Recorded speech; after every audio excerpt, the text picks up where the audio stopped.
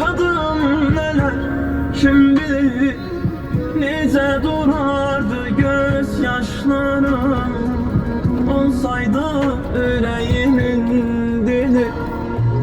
Her tarafı mesretinle dolu, bağlanır nefesimin yolu.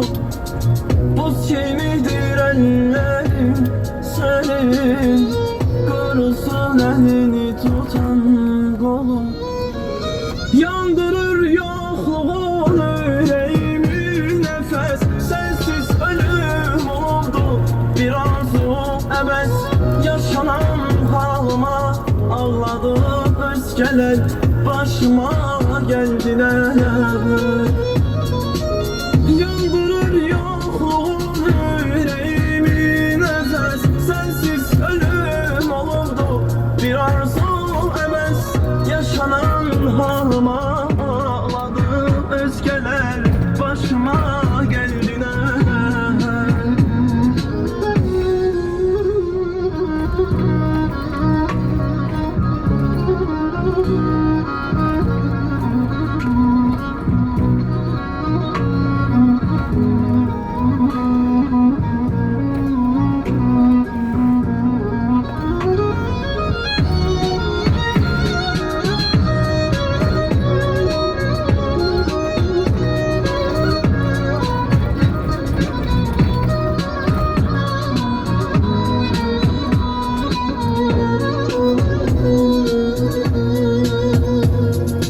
Üzülüp ellerim, ümitlerim ebes.